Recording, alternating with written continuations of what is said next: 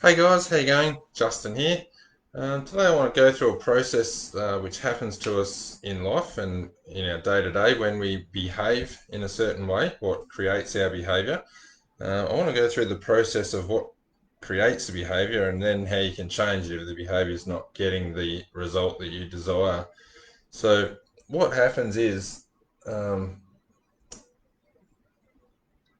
let's just call this the stimulus comes in to our experience. Whatever that is, and our mind, which is full of past references, we scan these.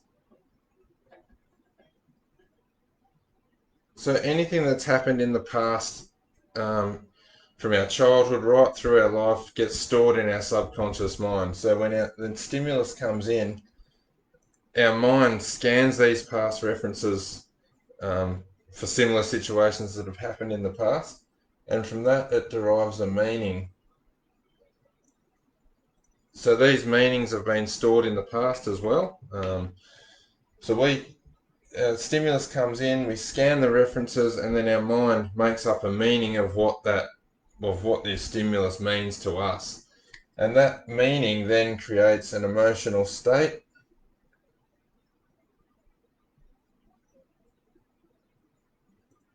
So that's how we feel inside of our body, whether we feel angry or sad or happy or whatever the emotional state is for us, comes from the meaning that we've given that stimulus. And that quite often comes from scanning our past references. So that emotional state is then going to produce our behavior, basically. So whatever that emotional state is will produce our behavior. And our behavior in the world determines our results or our outcomes or what we produce in our life. So if you've got a happy state, whatever that stimulus is comes in through our references and we give it a meaning. If we've given that a meaning and produces a happy emotional state for us, we're going to have behaviors that are in line with that or in accordance with that, and they're probably going to be empowered decisions. However, if that stimulus comes in and goes through our past references and we give it a negative meaning or a limited meaning, that's going to produce a very different emotional state, one of anger, frustration, annoyance, disempowered, whatever that emotional state is, that is then going to produce the behavior from that emotional state. So when we're unconscious, stimulus comes in, goes through our past references. We generally pick up the same meaning we've given it in the past, go into the same emotional state, and create the same behavior. And that's why our life feels like Groundhog Day sometimes, that we're just going through the motions and we keep producing the same results in our life and nothing's really changing. So the key to break this loop, um, and this, by the way, this emotional state and that behavior then gets reinforced back into a past reference. So this is like a loop that just keeps going around. And how do we break that loop? How do we create a different behavior based on the same stimulus?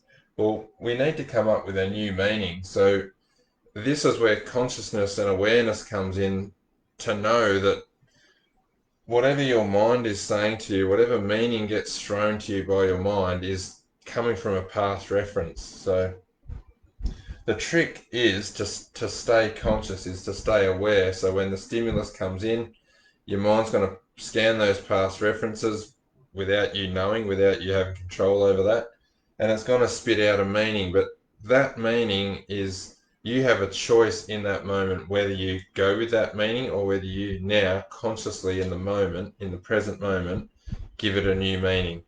And that is how you're going to create a different emotional state and therefore produce a different behavior and a different outcome. And it's that process of creating a new meaning from the same or similar stimulus that's going to produce a different result for you in your life. Um, it's not easy to do this when you start, because you know as we go down the journey of self-discovery or self-development, we're building in awareness. Awareness or consciousness is like a muscle. It's a spiritual muscle that we need to build up, and we do that time after time after time by staying conscious, staying present, and knowing how the mind works and knowing what's going on. So lessons like this is the first stage where you actually now know what is happening, and now you can start to catch it in real time and do this.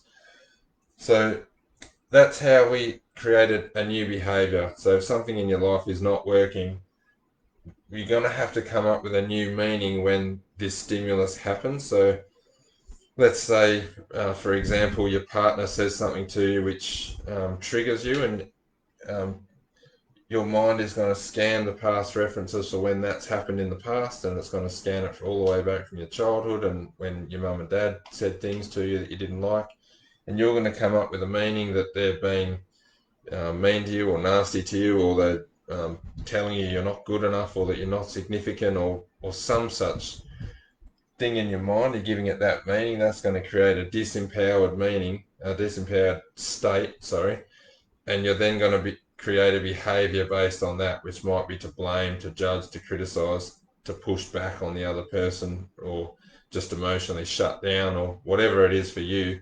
That's going to be a disempowered behavior based on that emotional state. But to create a new empowered behavior, we need to create a new meaning. So this time when your partner says something and it triggers you, and your mind scans the past references and brings up a meaning for you that's saying I'm not good enough, or they're being mean, or whatever. Now, with new awareness and new consciousness, you can either go with that if you want to, but you know what the outcome of that's going to be, or you can come up with a new meaning. And maybe the meaning is that it's got nothing to do with you, that maybe your partner's had a rough day at work, or there's, um, you know, some other thing that you can come up with that's a different meaning, which is a more empowered meaning. And, if you say my partner's had a rough day at work, then maybe the emotional state you're going to be in is a lot more empowered, and the behavior might be to ask more questions of how was your day at work, or how are you feeling, or something. Whatever, you get the picture, you get what I'm trying to show here. But that's going to produce a different behavior, and therefore a different result. So hopefully you find that useful, guys, and I'll leave it there for now. Thanks.